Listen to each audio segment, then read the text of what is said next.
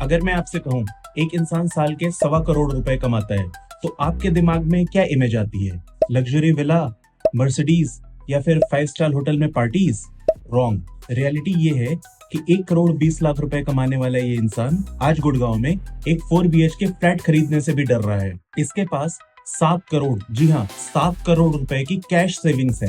फिर भी ये बंदा खुद को फाइनेंशियल ट्रैप में फंसा हुआ महसूस कर रहा है। आज हम द मिडिल क्लास ट्रैप का बड़ा भाई यानी द एसेट इन्फ्लेशन ट्रैप के बारे में डिस्कस करेंगे, जहां आपकी सैलरी अर्थमेटिक स्पीड से बढ़ती है, लेकिन वहीं पे आपके सपनों का घर एक्सपोनेंशियल स्पीड से आगे भाग रहा है। आप चाहे 6 लाख रुपए कमाते हो या 20 लाख या 2 करोड़, ये वीडियो आपकी आंखें खोल देगी। Welcome to financial by nature. Let's start. ये एक रियल स्टोरी है और एक वायरल रेडिट पोस्ट पे बेस्ड है। Meet mister x.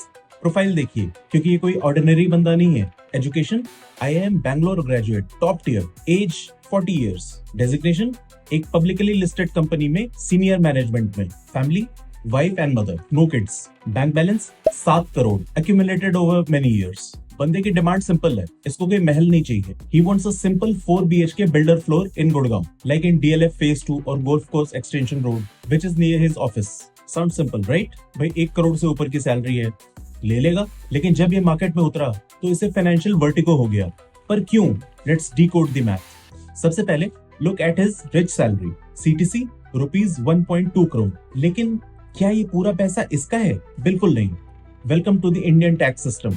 50 लाख रुपए से ऊपर 10% सरचार्ज और 1 करोड़ रुपए से ऊपर 15% surcharge. Of course on the tax amount, क्योंकि 1.2 करोड़ में से 30% तो पहले ही टैक्स कट चुका है। हाँ, माना कि इसको 75,000 रुपीज की स्टैंडर्ड डिडक्शन मिल जाएगी, पर इसके बाद भी इसकी 38,50,000 रुपए के आसपास सरकार इससे टैक्स ले लेगी। हाथ में क्या आया? अप्रोक्स 81.5 लाख रुपए, यानी 81.5 लाख रुपीज के आसपास, यानी मंथली इन हैंड करीब 6,80,000 रुपए। अब आप बोलोगे कि 6.8 लाख रुपीज पर मंथ तो बहुत है। रुको, अब चलते हैं रियल एस्टेट मार्केट में।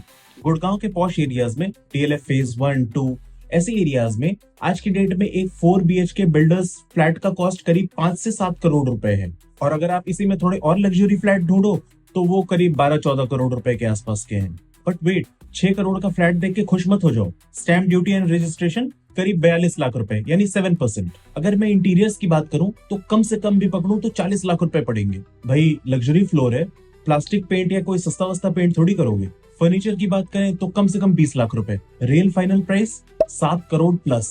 अब मिस्टर एक्स के पास 2 रास्ते हैं। Option A, the cash burn. वो अपनी पूरी 7 करोड़ रुपए की सेविंग्स जो उसके पास पड़ी है वो निकाले और फ्लैट में लगा दे, और इसका रिजल्ट सिर्फ 40 साल की उम्र में ही उसकी जो भी लिक्विड नेटवर्थ है वो 0 हो जाएगी।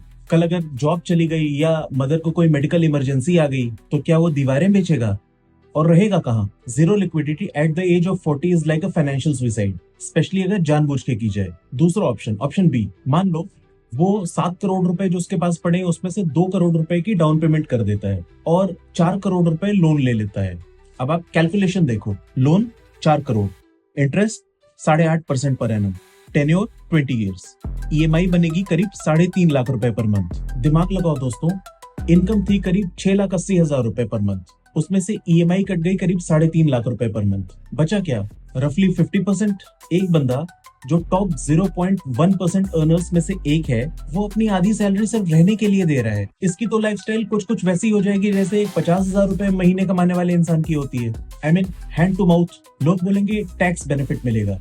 अरे भाई, सेक्शन 24 में 2 लाख रुपए का टैक्स बचाने के लिए बैंक को 34 लाख रुपए का इंटरेस्ट दोगे?